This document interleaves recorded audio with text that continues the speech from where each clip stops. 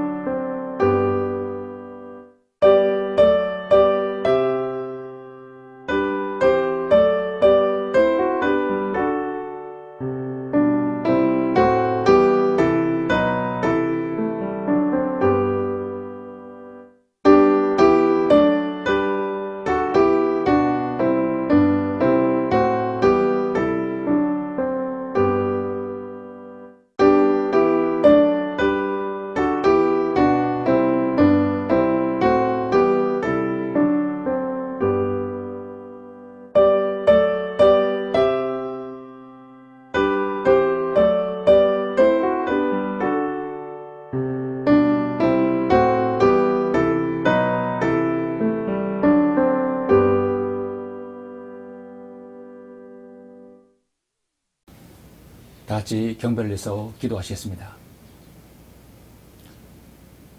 은혜와 진리가 충만하신 아버지 하나님, 감사와 영광과 찬양을 돌려드립니다.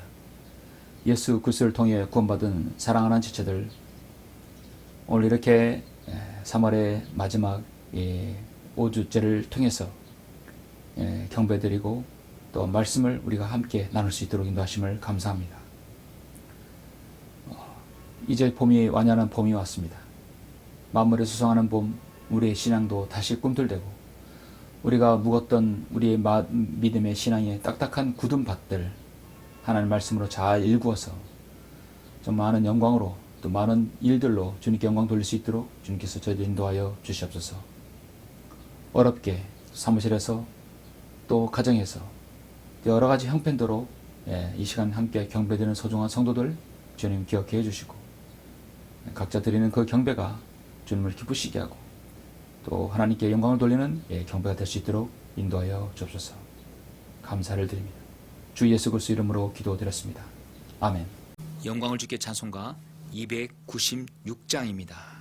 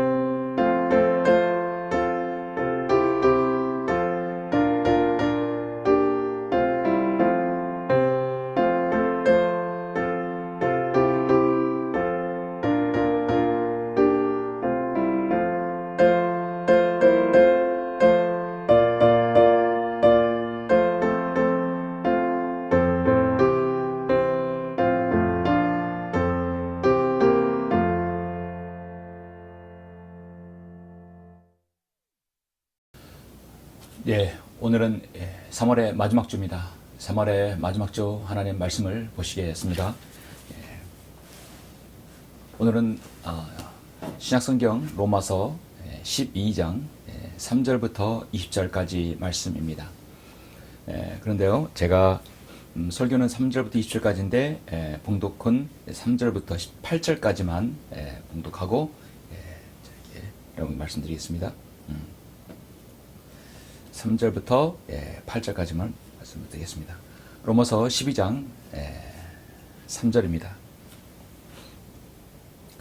내게 주신 은혜로 인하여 너희 중 각 사람에게 말하노니 자신에 대하여 마땅히 생각할 그 이상의 생각을 품지 말고 다만 하나님께서 각 사람에게 나누어 주신 믿음의 분량에 따라 건전하게 생각하라. 우리가 한 몸에 많은 지체를 가졌으나 모든 지체들이 다 같은 기능을 가진 것이 아니니 이와 같이 우리 많은 사람이 그리스도 안에서 한 몸이 되어 각 사람이 서로의 지체가 되었느니라. 그러므로 우리에게 주어진 은혜에 따라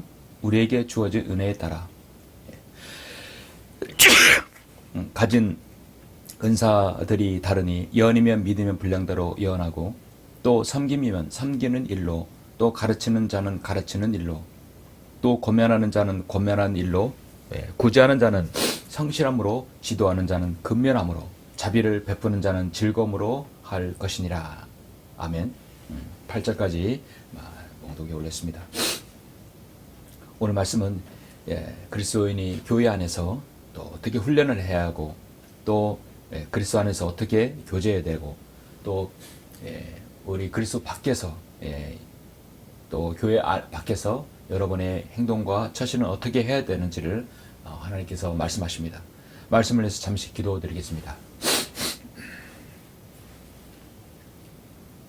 모든 만물을 말씀으로 창조하시고 그 동일한 능력으로 주관하시며 인간의 모든 생사화복을 주장하시는 아버지 하나님 감사를 드립니다. 예수 그리스도께서 저희를 구원하시기 위하여 갈고 십자가에서 그 위대한 구속 사역을 이루시고 그 보배로운 피로 저들을 구속해 주심을 감사합니다. 예수 그리스도의 보혈로 우리가 거듭나서 하나님의 자녀가 되었고 우리가 하나님을 아버지로 부를 수 있는 특권을 주시며 우리가 세상의 어떤 위험이든 또 사고와 재난 수많은 참으로 우리 인생의 그 위험 요소들 가운데 굽이굽이 우리를 보호해 주시고 또 함께 해 주셔서 지금 이 시간까지 하나님의 은혜로 살아갈 수 있도록 인도해 주심을 감사합니다. 오늘 이렇게 3월의 마지막 주를 통해서 우리 그리스도인의 교회 안에서와 또 교회 밖에서 또 세상을 살아가는데 어떠한 마음의 지침으로 신앙의 지침으로 살아가야 되는지를 말씀을 알고자 합니다. 이 말씀에 기름 부어주시고 말씀을 통하여 다시 한번 주님의 깊은 은혜와 사랑을 깨닫고 또 성도에 대한 사랑을 가질 수 있는 귀한 시간 될 수 있도록 주님께서 인도하여 주시옵소서. 모든 것을 감사드립니다. 주 예수 그리스도 이름으로 기도드렸습니다. 아멘. 오늘 말씀의 제목은 성도의 신앙훈련입니다. 성도의 신앙훈련이라는 말씀의 제목으로 잠시 말씀을 전하겠습니다. 우리가 이렇게 영화라든지 매스컴이라든지 이렇게 보면 또 우리가 주위에 자주 볼 수 있는 우리 반려동물들 개나 또 고양이들 많이 있죠. 이렇게 보면은 개나 고양이들 모든 것들은 사실 이 동물들은 모든 하나님의 피조물이기 때문에 인간이 다스리고 또 주관할 수 있다고 하나님께서 말씀하셨습니다.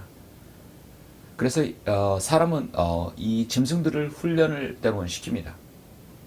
그래서 이렇게 반려동물 같은 경우는 집에 들어오게 되면 가장 먼저 이제 어떤 서열 정리가 중요하죠. 서열 정리를 하고 주인과 또 주인이 누구라는 것을 반드시 정하고 그 다음에 이제 개나 고양이 같은 거는 배변 훈련이라든지 여러 가지가 있을 것입니다. 저는 반려동물은 집에서 기르지는 않았지만 그런 것은 없지만 그래도 가장 중요한 것은 이렇게 배변 훈련 또 서열 정리 이런 건 참 중요하다고 봅니다. 인간은 여러 목적으로 짐승을 훈련시킵니다.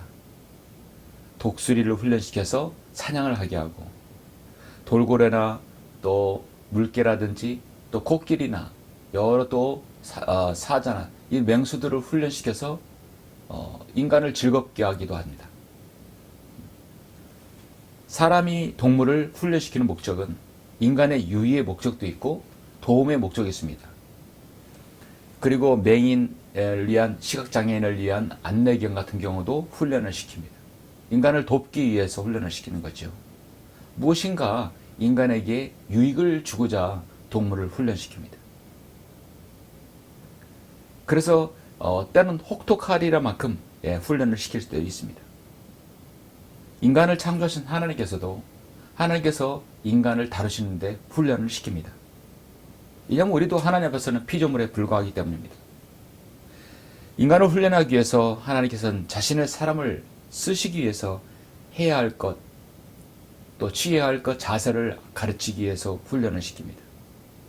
인간은 곁길로 갈 때가 너무나 많기 때문에도 많이기 때문에 너무도 인간을 잘 하십니다. 하나님께서도 우리에게 혹독한 훈련을 때론 시켜서 자신의 완전한 어떤 하나님의 완전한 그 사역을 이루시려고 또 아주 강하게 훈련을 시킵니다. 때론 인간이 너무도 섭섭하게 생각할 정도로 매정하게 또 연단을 시킬 때도 있습니다. 잠언 17장 3절 말씀에 도가니는 은을 용광로는 금을 연단하려니와 주께서는 사람의 마음을 연단하시느니라. 자, 몸의 연단뿐만 아니라 사람은 마음에까지도 연단을 시킨다는 거죠. 사람의 몸에는 체질화되어 있어서 그 체질화되게 훈련을 시키는 것도 중요하지만 그 마음속의 연단도 중요하다는 것이죠.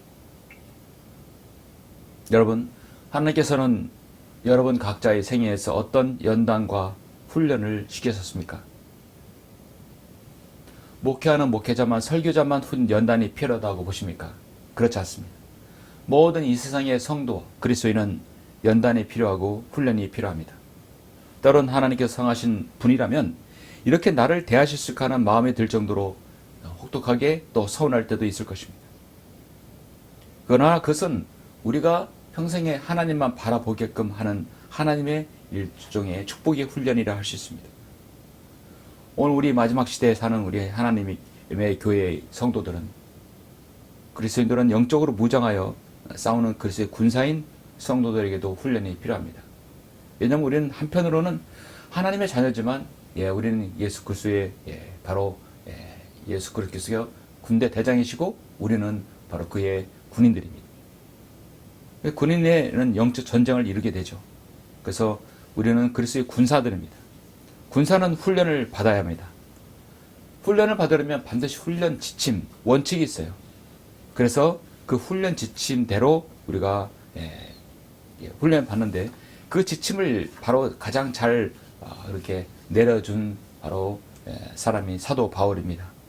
하나님께서 로마서 12장을 통해서 하나님의 훈련을 지침을 우리에게 주셨어요. 사도 바울은 이 교회는 살아계신 하나님의 교회요 진리의 기둥과 터전이라고 말씀하고 있습니다. 진리의 기둥과 터전이라는 것이 한 지역에 교회가 있고 그리스도인의 모임체가 있다면 그 지역에 바로 어떤 야전 사령부와 같은 것이죠. 열악한 환경 속에서 주님을 섬기는 그런 환경도 많이 있습니다. 대다수가 지역교회가 경제적으로나 또 외향적으로나 또 여러모로 어렵죠.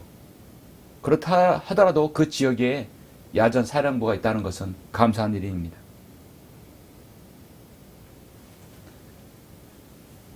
우리는 참호도 파고 성벽도 건축하고 자신의 진주도 방어해야 할 의무가 있습니다.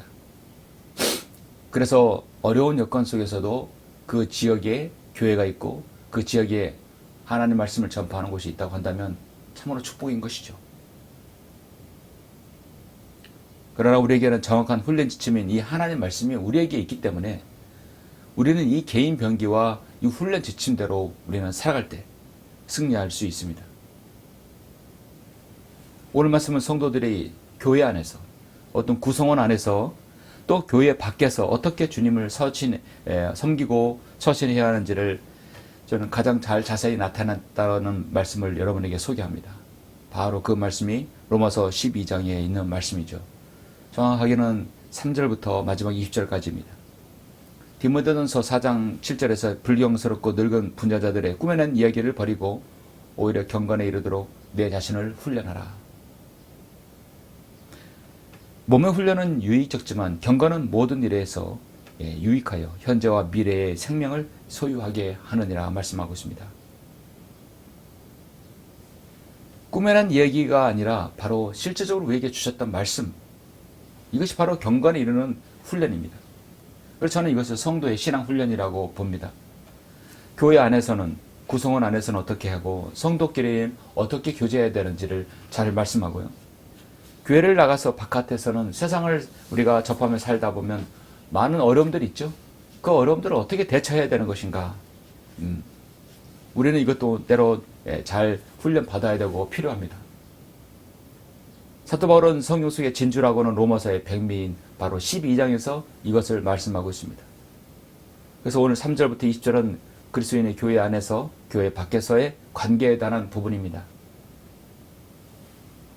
성도들이 하나님을 섬기고 교회를 섬기고 또 성도를 섬기고 서로 간에 어떻게 세상을 살아가야 되는지 저는 이 한 장에서 가장 잘 나타났다고 봅니다. 그래서 성도의 훈련 도감이라고도 저는 개인적으로 이름을 짓습니다.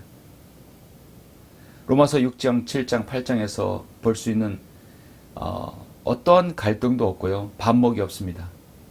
오로지 최믿음의 고봉에서 올라가 있는 상태에서의 상태를 말씀하고 있죠. 로마서는 한 사람의 생애를 보여줍니다. 처음에 죄인으로 살다가 어느 날 예수 그리스도를 통해서 구원받아서 그대로 구원받아서 그 다음에 그 사람이 주님을 섬기다 보면 많은 어려움들이 있죠. 여기서 바로 죄의 갈등과 고뇌가 있는 것이죠. 어떤 죄의 굴레에 빠지기도 합니다. 그래서 처음에 구원받아서 어느 정도 가다 보면 걸림돌이 생기는 거죠. 그것이 바로 로마서 6장, 7장, 8장입니다. 그 걸림돌이 지나게 되면 턱을 넘게 되면 이제 그리스도인의 어떤 온전한 상태에 이르게 되죠. 그것이 바로 온전한 상태, 로마서 12장 바로 여기서 그 상태를 말하는 것이죠. 12장에 있는 모든 사람은요, 일단 기본적으로 구원받고 하나님 말씀 순종하고 헌신할 계기가 준비가 되어 있는 사람들을 얘기합니다. 그래서 로마서 12장 1, 2절을 보면 그러므로 형제들아 내가 하나님의 모든 자비하심으로 너에게 권고하노니 너희 몸을 하나님께서 기뻐하시는 거룩한 산 제물로 드리라. 이것이 너희가 드릴 합당한 예배니라. 네, 합당한 예배니라.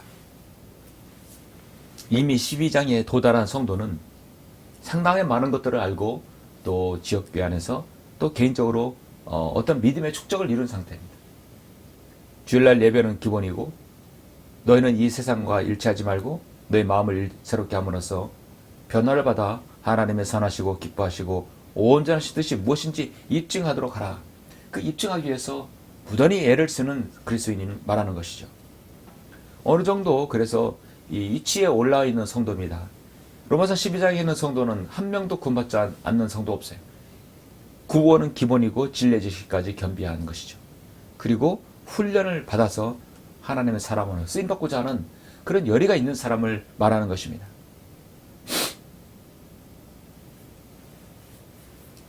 그래서 이 12장은 개인의 구원과 말씀 안에서의 성장, 그리고 옛사람과 새사람 안의 갈등과 반목을 이미 승리하고 영과 진리로 온전한 경배를 드린 후 승리하고 있는 그리스도인의 최고의 신앙 수준이라고 말씀하고 있습니다.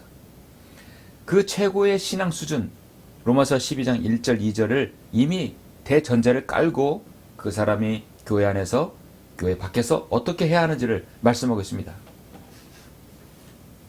그리스도인은 이 보이는 지역교회에서는 조직이지만 모든 전 세계 이 땅에 있는 모든 그리스도인은 보이지 않는 그리스도의 몸 안에 들어간 성도들 지체입니다. 바로 하나님의 교회를 말하는 거죠. 오늘날 우리가 이 시대에 살고 있는 시대는 사도 바울과 당시에는 너무나 다릅니다. AD 60년보다 더 강팍하고 더 메마르고 더 개인적이고 이기적이고 한마디로 더 디지털화 됐어요. 그래서 더 구원받기 어려운 시대가 되었습니다. 사도 바울 시대에 2000년이 흘렀지만 그 2000년 동안 그 이후에 수많은 일들이 있었고 많은 역사가 바뀌었지만 하나님의 말씀 안에서 성도들이 교회에서 어떻게 처신해야 되는지는 불변의 법칙입니다. 변하지 않습니다. 진리는 변하지 않아야 되죠. 영원해야 되는 것이죠.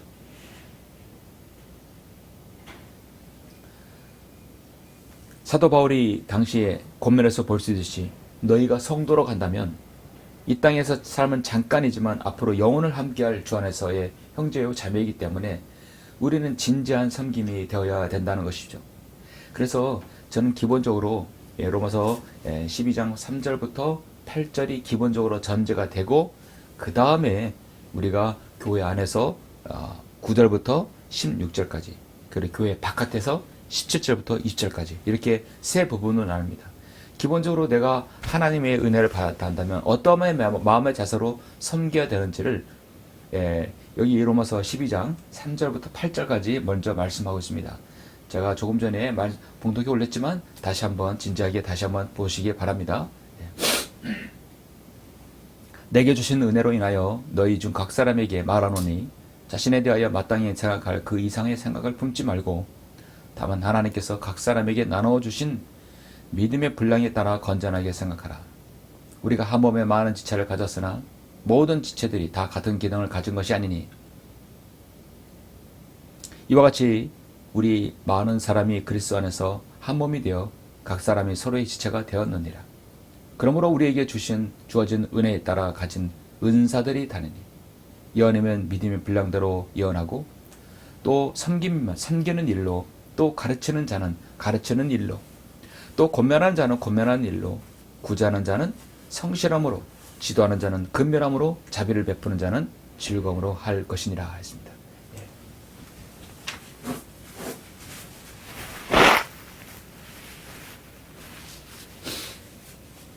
기본적으로 우리가 하나님의 은혜를 받고 예수 그리스도를 통해서 구원받았다 한다면 우리가 가진 믿음의 분량대로 건전하게 생각하면서 섬겨야 된다는 걸 원칙을 가지고 있습니다.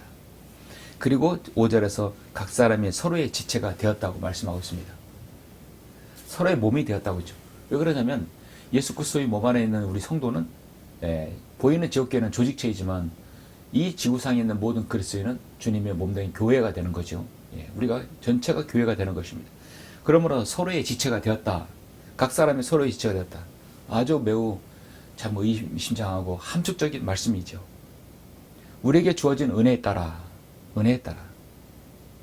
섬기는 건 섬기는 일로 가르치는 걸로 권면하는 것은 권면하는 거 구제하는 자는 성실함으로 지도한 자는 근면함으로 자비를 베푸는 자는 즐거움으로 기본적인 것들을 갖추고 있어야 되겠죠. 그런 다음에 이것이 전제가 된 다음에 우리가 교회 안에서 어떻게 해야 하는지를 성경은 말씀하고 있습니다. 성경은 주어진 믿음의 분량에 따라서 주어진 은혜에 따라서 하라고 말씀하고 있습니다. 고린도서 3장에서는 내게 주신 하나님의 은혜에 따라 내가 현명한 건축가와 같이 기초를 닦았더니 다른 사람이 그 위에 지으니라. 그러나 각 사람은 그 위에다 어떻게 지을지 주의해야 할 것이니라. 그래서 모든 것은 우리가 섬김은 하나님께서 우리에게 주신 은혜에 따라서 믿음의 분량에 따라서 너무나 중요합니다. 디모데후서 1장 9절에서 하나님께서 우리를 구원하시고 거룩한 소명으로 부르심은 우리의 행위에 따라 된 것이 아니라 그분의 목적과 은혜에 따라 하신 것이니 이는 세상이 시작되기 이전에 그리스도 예수 안에서 우리에게 주어진 것이라. 그분의 목적과 은혜에 따라 하셨다고 말씀하고 있습니다. 하나님께서 여러분을 세우시고 구원하시고 여러분 훈련하실 목적은 하나님의 목적과 은혜가 있는 것이죠. 그래서 우리가 성도를 사랑하고 또 주님을 이렇게 사랑하고 섬기는 것은 어떤 그 기본적인 틀이 있어야 되는 것이죠. 어떤 원칙적인 게 필요하다는 것이죠. 그래서 로마서 이 12장 3절부터 8절이 기본적으로 이것이 갖춰져야 한다는 것이죠. 전제가 되어야 되는 것입니다. 성도를 사랑한다는 것은 섬긴다는 것이죠. 섬긴다는 용어는 원래 이 진정으로 쓸 수 있는 사람이 바로 그리스도인만이 할 수 있습니다. 섬기는 것 자체가 바로 그리스도 안에라는 말이 상략되어 있는 거죠. 그리스도 안에서 섬기는 것이죠. 섬김은 책임이 따릅니다. 섬김은 희생과 수고가 따릅니다. 섬김은 변하지 않는 꾸준함을 말합니다. 세상에서 어떤 것은 어떤 동료를 어떤 직원과 상하 관계에서 너가 뭘 어떻게 섬김이라고 우리는 말하지 않습니다. 섬김은 책임에 따르고 희생과 수고가 따르고 변하지 않는 꾸준함을 말하는 것입니다. 세상에서의 상하 관계, 직장의 관계, 동료는요, 책임이 희생과 수고, 변하지 않는 꾸준함, 이거 다 완벽하지 않습니다. 자기에 대한 책임만 다하면 그 세상은 더 이상 묻지 않아요. 자기를 희생시키면서까지 수고하면서까지 하라고 하지 않습니다. 세상은 자기가 할 책임만 따르면 되는 거죠. 그러나 교회의 책임은 섬김은 책임이 있고 또 희생과 수고와 땀이 있고 변하지 않은 꾸준함이 있다는 것이죠. 그래서 우리 그리스도인이 세상에서 바깥에서의 삶을 보면 너무나 아름답고 너무나 귀감이 되는 것들이 많이 있어요. 마르틴 루터는 주일날 경배 드리는 것은 하늘나라 가는 훈련이라고 말한 적이 있습니다. 그리스도인이 주일을 지키는 것 축복의 생활입니다. 중요하죠. 주일은 하나님께 예배를 드리며 직접 말씀으로 하나님을 만나는 시간입니다. 생각해보면 은혜의 시간이 되는 것이죠. 성도들이 기본적으로 일주일 동안 은혜를 나누었던 그런 자리를 다시 모아서 은혜를 서로 나누는 것입니다. 주님께서 나를 어떻게 해주셨다. 그리고 함께 모여 경배를 드리는 것이죠. 하늘나라 가기 위한 훈련이라고 말씀하고 있습니다. 세상에서 만났다가 각자의 자기 일하다가 개모임으로 만나는 것은 전혀 다릅니다. 목적이 다르죠. 하나님께서 나에게 어떤 기도 응답, 어떤 시련, 어떤 기도 제목을 주셨는데 어떻게 주일을 은혜롭게 보내는지 성도와 간증을 나누는 시간 필요합니다. 일주일 아니면 2주일마다 한 번씩은 만나서 서로의 간증을 나누고 또 함께 모여 경배 드리는 것 참으로 중요합니다. 늘 말씀드리지만 코로나 시대 이후에 팬데믹 이후에는 언택트락에서 서로 만나지 않는 사이, 만나지 않고 경배를 드리고 인터넷상에서 경배를 드리는 일이 너무나 많아졌습니다. 그러나 가장 좋은 것은 일단은 오프라인으로 가서 만나서 교제하고 섬기는 것이 가장 원칙이죠. 그것이 바로 성경에서 말씀하는 겁니다. 그러나 너무나 멀리 있고 또 몸의 형편으로 가지 못할 경우에 어쩔 수 없이 이렇게 말씀이라도 듣는 것도 중요합니다. 최선의 방식은 영으로 다가가고 진리로 다가가서 경배 드리는 것이 가장 중요합니다. 내가 사는 지역에 교회가 없고 내가 사는 지역에 모임이 없다고 한다면 그걸 위해서 기도하는 것도 중요하고 또 그 지역을 위해서 사명자가 내려가는 것도 중요한 것이죠. 마르틴 루터는 주일을 지키는 그리스도인은 하늘나라 가는 훈련이라고 말했습니다. 이 훈련을 잘 돼야 신앙생활도 잘 우리가 수월해질 수 있고 우리가 원만하게 할 수 있는 것이죠. 안타까운 것은 하나님의 말씀을 듣는 이 시간에도 가정에서 홀로 또 사무실에서 경배드리는 성도가 있다면 우리는 자주 만나고 어떻게든 간에 그 접점을 찾아야 됩니다. 참으로 이 시간 말씀을 통해서 여러분께 위로를 드리고 여러분의 힘을 얻으라고 말씀을 드리고 싶습니다. 저는 성도의 신앙 훈련은 두 가지에서 말씀을 드립니다. 아까 말씀드렸듯이 교회 안에서와 교회 바깥에서의 두 가지 훈련을 여러분에게 잠시 말씀을 드립니다. 성도의 신앙 훈련, 경건에 이르도록 자신을 훈련하라. 첫 번째는 교회 안에서 아름다운 관계를 맺어라. 아름다운 관계를 맺어라. 9절부터 16절까지 말씀입니다. 사랑에 거짓이 없게 하라. 악을 증오하고 선과 연합하라. 형제로 서로 다정하게 사랑하며 서로 존경하기를 먼저 하라. 일에는 게으르지 말고 영안에서 열심을 내며 주를 섬기라. 소망 가운데 즐거워하며 환난 중에 참으며 꾸준히 기도에 진력하며 성도들의 필요에 서로 나눠주고 대접하기에 힘쓰라. 너희를 박해하는 자들을 축복하라. 축복하고 저주하지 말라. 15절 즐거워하는 자들과 함께 즐거워하고 우는 자들과 함께 울라. 서로 같은 생각을 품고 높은 것들을 생각하지 말며 낮은 데 처한 사람들과 같이 하고 스스로 지혜 있는 채 하지 말라. 저는 개인적으로 로마서의 12장 이 9절부터 16절을 가장 좋아합니다. 늘 마음에 새기고 늘 이렇게 살려고 노력하고 있습니다. 그 중에서 또 베스트라고 한다면 11, 12, 15절 이르는 게으르지 말고 영 안에서 열심을 내어 주를 섬기라. 소망 가운데 즐거워하며 환난 중에 참으며 꾸준히 기도에 진력하며 15절 즐거워하는 자들과 함께 즐거워하고 우는 자들과 함께 울라. 교회 안에서 하는 것이죠. 일반적으로 우리가 세상을 살아가다 보면은 가정에서든 어디에서든 군집 사회에서 자기 훈련이 되지 않는 사람들, 자기 통제를 잘 하지 못하는 사람들은 사회생활에도 어려움들이 좀 있을 수 있습니다. 자기 훈련이 잘 된 사람들은 자기가 해야 할 말, 해야 하지 않을 말을 구별해서 합니다. 어떤 장소에서 어떤 말은 절제하기도 합니다. 자기 훈련이 되지 않는 사람은 자신의 말 한마디가 다른 사람에게 상처를 줄 수도 있습니다. 자기를 통제할 수 있는 능력은 온전한 어떤 옳은 일을 하는 습성에서 나오는 것이죠. 사람에게는 자신의 육신의 생각이 있고 거듭난 사람 우리 그리스도인은 또 영의 생각이 있습니다. 육신의 생각은 사망이요 영의 생각은 생명과 평안이라고 성경은 말씀하죠. 그러므로 나 자신을 훈련시키는 연습은 자기 통제가 필요하고 균형감, 안정감을 이루는데 아주 중요합니다. 로마서 12장 15절에 보면 즐거워하는 자들과 함께 즐거워하고 우는 자들과 함께 울라. 너무도 중요한 말씀이죠. 말씀 들었다시피 사도 바울 시대보다 지금은 훨씬 더 강박하고 메마르고 개인적이며 이기적인 세상입니다. 사도 바울은 고면할 때 즐거워할 때 함께 즐거워하라.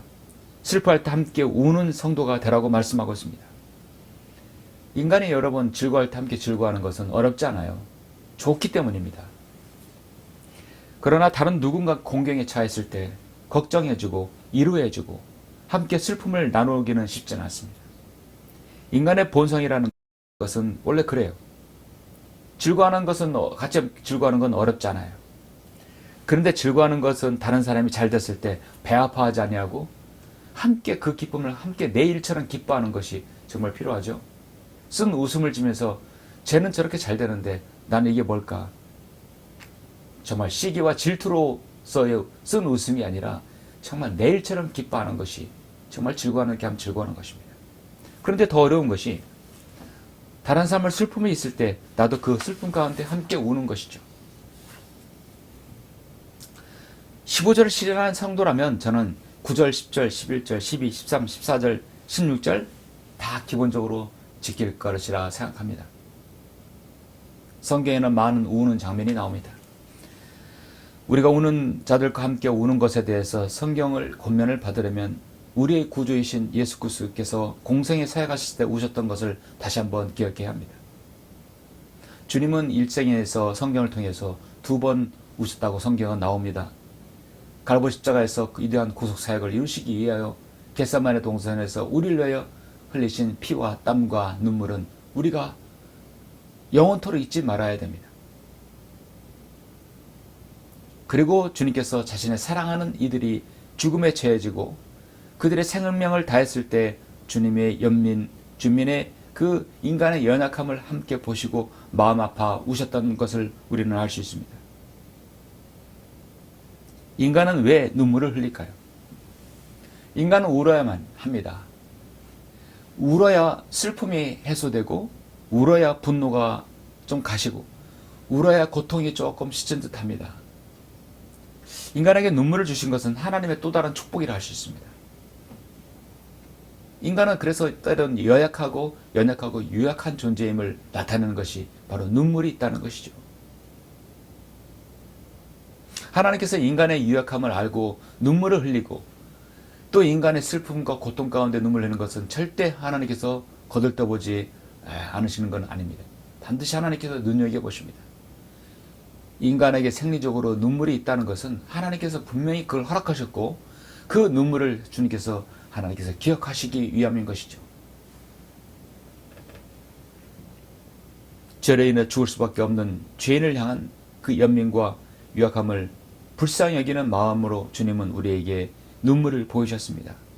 아시다시피 베다니 사람 나사로와 그의 누이 마르다와 바로 마리아였습니다. 우리 주님께서 나사로가 병이 들어 죽었다는 말을 듣고 그 머무시는 곳에서 이틀을 더 계시고 나사로의 집에 가보니 이미 나사로는 죽은 지 사흘이 되어 장사를 지낸 이후였습니다. 나사로가 죽었다는 말을 듣고 내가 가마 바로 달려가지 않고 이틀을 거기서 더 계시다가 가신 거예요. 그러니 장례가 다 끝났죠. 주님께서는 왜 가셨을까요? 일단 먼저 우는 자들과 함께 울려고 가셨습니다. 그리고 그를 살리려고 가신 것입니다. 주께서는 나사로의 집에 가시자마자 영으로 신음하시며 괴로워하시고 눈물을 흘리셨습니다. 상상해 보십시오. 만물을 창조하신 하나님, 인간의 생사화복, 제국의 흥망성쇠, 세계 온 모든 천체 모두를 다 움직이시는 위대하신 주 하나님께서 한낱 고작 한 인간의 죽음을 보고 눈물을 흘리며 우셨다는 그 장면, 상상이나 갑니까? 왜 주님은 우셨을까요? 우리의 유약함과 연약함을 직접 주님께서도 그것을 우리에게 보이셨던 것입니다. 이루하기 위해서인 것입니다. 나는 부활이요 생명이니 나를 믿는 자는 죽어도 살 것이며 또 살아서 나를 믿는 자는 누구나 영원히 죽지 아니하리라고 말씀하셨고 우리에게 약속을 주셨지만 주님께서는 그래도 인간의 모든 면을 다 가지고 계신 것입니다. 그런 사람들로부터 멸시받았고 거부되었고 슬픔의 사람이요 질고에 익숙한 사람이라 우리가 우리 얼굴을 그로부터 숨긴같이 그는 멸시받았고 우리는 그를 존중하지 아니하였도다. 우리도 주님처럼 우는 자들과 함께 울고 이 막중한 사역을 위해서 함께 울고 또 연민을 가지고 있어야 됩니다. 고린도후서 2장 4절에서 나는 마음의 큰 환난과 고통 속에서 많은 눈물로 너에게 편지를 썼나니 사도 바울도 눈물로 편지를 썼습니다. 이는 너희로 하여금 슬프게 하라는 것이 아니요 오히려 내가 너희에 대한 사랑을 보다 풍성히 가졌음을 너희로 알게 하라는 것이라. 그래서 우는 자들과 함께 우는 것은 사랑이 없으면 불가능한 일이 되겠죠. 많은 눈물로 너에게 편지했습니다. 사도 바울의 7교를 향한 그 아름다운 서신에 모두 다 눈물로 편지를 썼다는 것입니다. 우리도 그런 사실을 알았다면 우리도 누군가를 위해서 울 수 있는 것이죠. 진리를 사수하며 진리를 전하는 성경대로 믿는 우리 신실한 그리스도인은 더욱더 우리는 성도를 위해서 울고 함께 그 일에 대해서 동질감을 가져야 됩니다. 여러분은 여러분을 위해서 울어줄 사람이 있습니까? 나를 위해서, 나의 잘됨, 나의 어려움을 위해서 기도하고 울어줄 사람이 있다는 것은 행복한 사람입니다. 함께 이 사역을 위해서, 함께 이 마지막 시대 주님의 섬김을 위해서 수고의 땀을 흘릴 성도가 필요하고 내가 어려울 때 함께 울어줄 필요, 상대가 어려울 때 내가 가서 찾아서 울어야 할 그럴 성도가 필요한 것입니다. 인간이란 누구나 즐거워할 때 즐거워하는 건 어렵잖아요.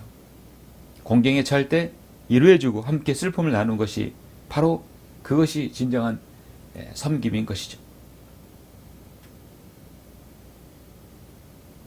인간의 마음속 깊은 곳에 나오는 것은 사랑하는 감정, 두려운 감정, 또 반감, 또 반목, 이제 그런 감정이 있겠죠. 크게 나누어서 섬김과 사랑의 감정이 있을 수 있고 질투, 분노, 그 다음에 저주와 미움 이런 것들이 있을 수 있습니다.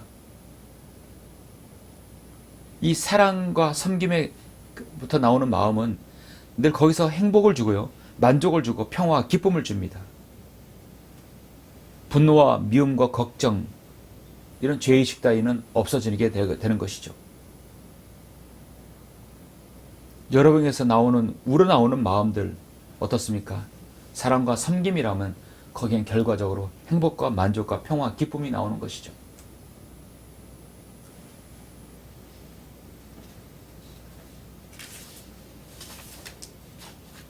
예수님께서 우리를 향한 그의 진정으로 그 거짓없는 사랑을 보여주신 그 말씀, 나사로를 위해서 흘리신 주님의 귀한 눈물, 우리는 기억해야 됩니다. 잠깐 우리가 성도를 섬기는 일에 대해서 구체적으로 좀 더 자세하게 말씀하신 구절이 있는데요. 많이 있지만 그 중에 하나만 다시 한번 보시겠습니다. 예, 빌립보서 2장을 보시겠습니다. 빌립보서 2장 1절, 2절, 3, 4절을 한번 보시겠습니다. 예.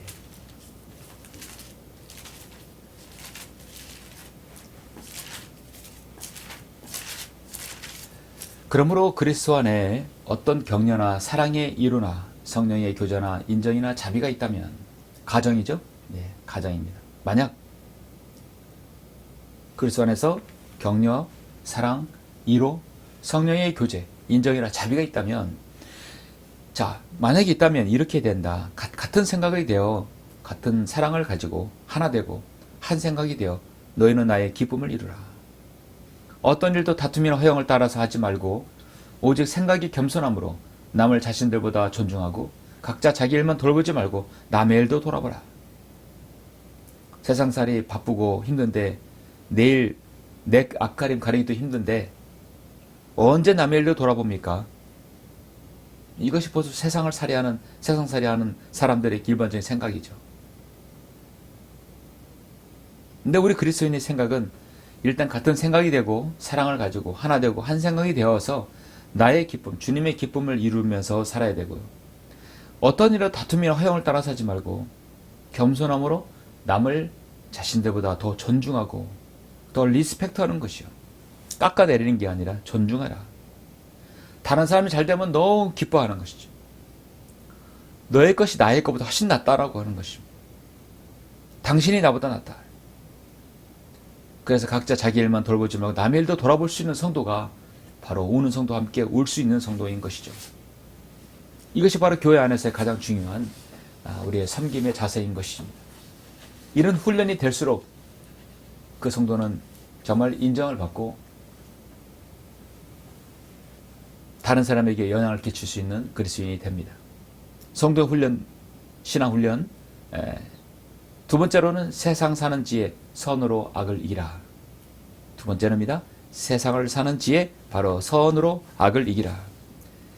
오늘 본문 말씀 마지막 17절 20절 보시겠습니다.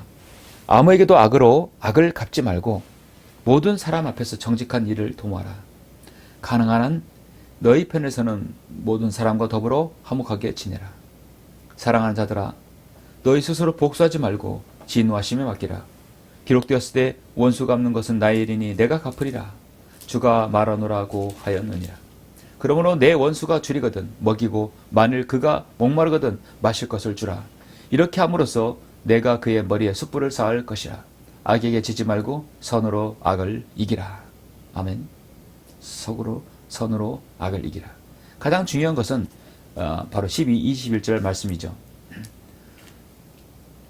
예, 제가 20절까지 아까 말씀드렸는데 사실 본문은 21절까지입니다. 악에게 치지 말고 선으로 악을 이기라. 우리가 세상을 살아가면서 가장 중요한 것 중에 하나는 악에게 지지 말라는 것이죠. 악에게 굴복하지 말라는 것입니다.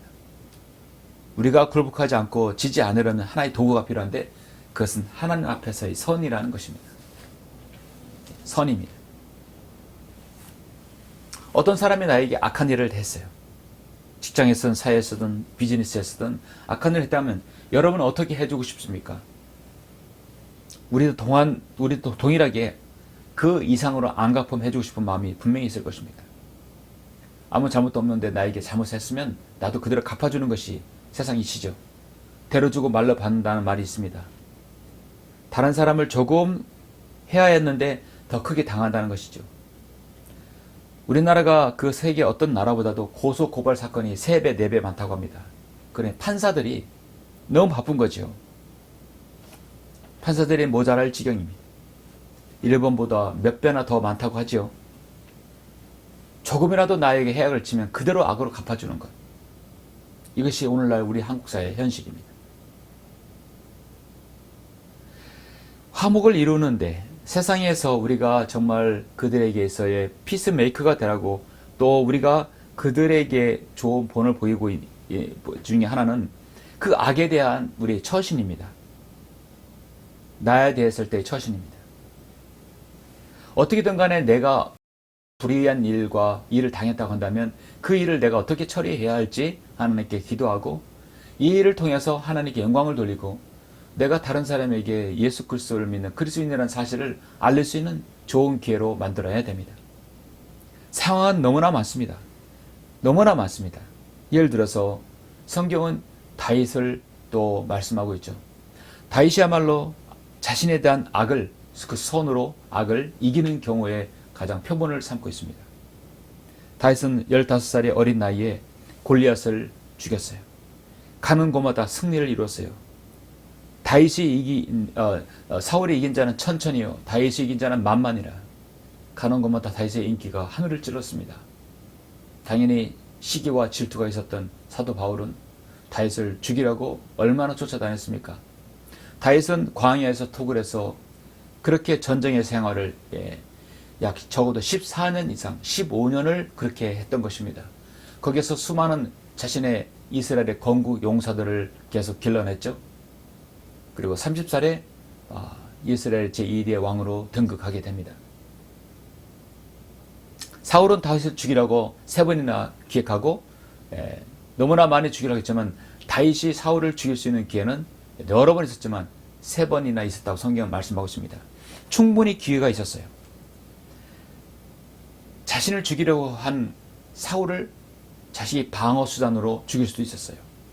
심지어 굴에서 사울의 옷자락을 베어온 일도 있습니다. 수많은 일들이 있었지만 자신에게 향한 그 악을 선으로 갚았다는 것입니다. 악에 대해서 악으로 대처하게 되면 더 큰 악과 재앙이 초래하게 될 수도 있어요. 성경은 내 원수가 줄이거든 먹이고 만일 그가 목마르거든 마실 것을 주라. 이렇게 함으로써 내가 그의 머리에 숯불을 쌓을 것이라. 승리를 내가 너에게 장식해 주겠다는 것이죠. 어떻게 내가 하나님께서 기름 부은 자를 내가 해칠 수 있겠는가? 하나님께서 세우셨으니까 하나님께서 처리하실 일이지 내가 함부로 처리할 일이 아니라는 것이죠. 다윗이 사울에 대한 그 악에 대한 다윗의 스스로의 평가입니다. 하나님께서 이스라엘 왕으로 세우셨다면 하나님께서 알아서 하실 것이고 평가하실 것이다. 내가 그것이 심판자가 되어서는 안 된다는 거죠. 다만 이 어려움과 이 상황을 난관을 극복하고 하나님께서 자신에게 주어진 일들을 시겠다고 한다면 다윗은 언제든지 그 일을 했습니다. 전쟁에서의 승리를 이루었죠. 한 번도 지지 않았습니다. 패한 적이 없습니다. 자신에게 위해를 가했던 사울을 그 악을 선으로 갚은 거고 결국은 이겼습니다. 하나님께서는 결국은 필스가 전쟁에서 사울을 그 아들과 함께 죽게 만들었던 것이죠.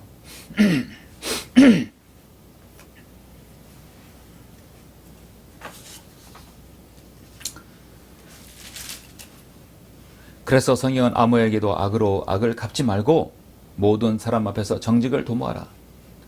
가능한 한 너희 편에서는 모든 사람과 더불어 화목하잖아. 당연한 거고요. 너희 스스로 복수하지 말라. 진노하심에 맡기라. 하나님 맡기라. 원수 갚는 것은 나의 일이니 내가 갚으리라. 다윗은 자신의 이 모든 것을 하나님께 다 돌렸어요. 그리고 그것을 하나님께서 처리하시도록 기도했다는 것이죠. 사랑하는 성도 여러분, 말씀 뵙겠습니다. 신명기 32장 11절 12절에 보면 독수리가 자신의 새끼를 어떻게 훈련시키는지에 대해서 자세히 나옵니다. 신명기 32장 11, 12절에 이렇게 나오죠.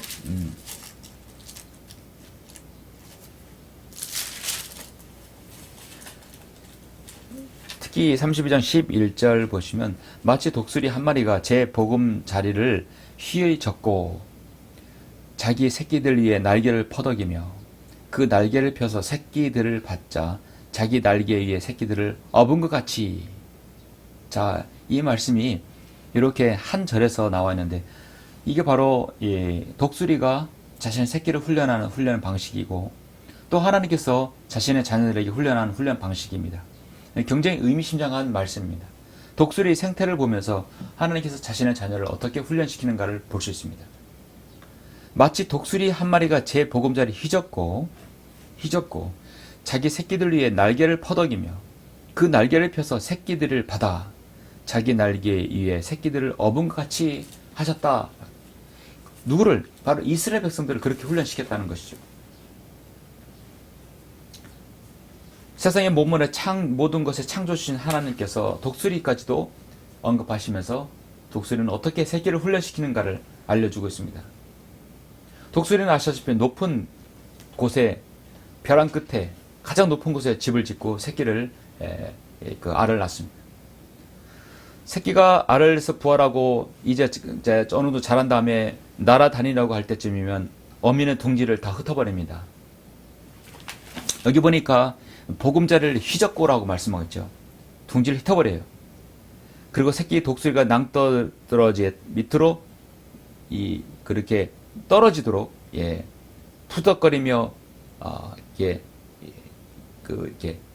한마디로 날개짓을 하라고 명명합니다. 그래서 새끼가 벼랑 끝으로 떨어지기 직전에 같이 또 새끼를 다시 어깨를 잡아가지고 다시 벼랑 위로 올라갑니다. 떨어질 것 같으면 다시 잡아서 올라가죠. 또 다른 방법은 새끼를 던져서 날게 합니다. 떨어지라면 어깨를 얹고 또 올라가서 또 올립니다. 반복해서 시련을 당하게 하고 난간을 극복해 함으로써 독수리가 스스로 날개짓해서 맹금류, 바로 조류의 왕이 되게 합니다. 독수리가 독수리 된다는 것은 우연이 아니죠. 우리가 인생에서 승리하려면 부단한 훈련을 계속해야 됩니다. 독수리는 그래서 처음에는 이렇게 제 보금자리를 휘젓고 자기 새끼들 위해 날개를 퍼덕인다는 것은 보금자리를 더 이상 안주하지 않게 하는 것이죠. 너희도 날아야 된다는 거죠. 그래서 날개를 퍼덕이면서 떨어지게 하는 것이죠. 그러나 떨어져서 죽게 하는 것이 아니라 그 날개를 펴서 새끼들을 다시 받아가지고 다시 새끼들을 업어요. 그래서 계속 그렇게 반복합니다. 떨어서 죽게 만드는 것이 어미의 역할이 아니죠. 어떻게든 간에 그 위기에서든 반드시 건져냅니다. 스스로 날개짓해서 날게 하는 것이 어미 독수리의 목적인 것이죠. 주께서 홀로 그를 인도하셨으니 그와 함께한 이방 신은 없어도다. 성경은 12절에서 말씀하고 있습니다. 하나님께서 이렇게 이스라엘 백성들을 이집트에서 끌어내어서 인도하여서 가나안 땅으로 들어가신 이후에 훈련을 시켰어요. 그리고 그들은 결국은 사실 배교하고 국가가 패망했지만 그리고 다시 세워서 AD 70년 이후에 정부 48년에 다시 세웠지만 그들은 그들의 고토로 모이고 있고 이제 예수 그리스도를 그들이 이제 믿고 섬길 날, 왕으로 받아들일 날이 이제 멀지 않았습니다. 말씀을 읽겠습니다. 우리 모두는 예수 그리스도의 위대한 갈보리 십자가의 구속의 은혜로 구원받아서 하나님의 자녀가 되었습니다. 가장 가치 있는 곳에 여러분 부름 받았습니다. 우리는 우리의 인생의 짐을 모두 혼자서 지려고 가서는 안 됩니다. 가까이는 성도의 모임, 지역교회, 또 구성원에서 다른 성도들이 내 짐도 보고 기도하고 함께 교회 안에서 돌보심을 받습니다. 그래서 교회 안에서는 섬김이 있고 사랑이 있어야 되고요. 교회 밖에서는 우리가 지혜로운 것이 필요합니다. 삶의 지혜가 필요합니다. 그래서 나에게 다가오는 그 악에 대해서 선으로 어떻게 이겨야 될지 여러분은 지혜를 구해야 될 것입니다. 그렇게 함으로써 우리 그리스도인은 성도의 신앙 훈련을 할 수 있죠. 에베소 5장 3절에서 이는 우리가 그의 몸과 그의 살과 그의 뼈의 지체임이라. 이는 우리가 서로 지체이기 때문이라. 이제 지체들은 많아도 한 몸이니라. 만일 한 지체가 고통을 받으면 모든 지체가 그와 함께 고통을 받으며 만일 한 지체가 영광을 얻으면 모든 지체가 함께 기뻐하느니라 말씀합니다. 이제 너희는 그리스도의 몸이요 개별적으로는 그의 지체들이라. 고린도전서 12장 20절 말씀, 27절 말씀입니다. 한 지체가 고통을 받으면 우리가 고통을 느끼는 것이 같은 몸이기 때문에 그런 것입니다. 우리가 교회 안에서 오늘 말씀처럼 또 교회 밖에서 우리의 행동과 처신 또 여러분의 대처를 통해서 한 그리스도인의 본을 낳고 또 주님께 영광을 돌릴 수 있는 것입니다. 그래서 여러분의 신앙 훈련이 더 잘 여러분 스스로를 견고하게 만들어서 주님께 영광 돌리는 삶 되시길 간절히 바랍니다. 기도하시겠습니다. 사랑이 풍성하신 아버지 하나님, 감사를 드립니다. 오늘 우리는 로마서 12장을 통해서 성도가 이 땅에 살아갈 때 어떻게 훈련을 받고 어떻게 우리가 섬기고 사랑해야 되는지를 말씀을 통해 배웠습니다. 오늘 우리가 이 배움, 이 말씀을 토대로 정말 성도들이 우는 자들과 함께 울고 또 함께 수고하고 함께 땀 흘리며 함께 책임 가운데 있는 성도들이 되실 수 있도록 인도해 주시며 세상을 살아가는 데 있어서 우리에게 지혜를 주시고 그 지혜를 또 우리가 가진 하나님 앞에 그 귀한 선을 가지고 세상에서 우리가 잘 대처하여 어려움을 당하지 않도록 저희들 늘 인도해 주시길 간절히 원합니다. 감사를 드립니다. 주 예수 그리스도 이름으로 기도드렸습니다. 아멘. 영광을 주께 찬송가 492장입니다.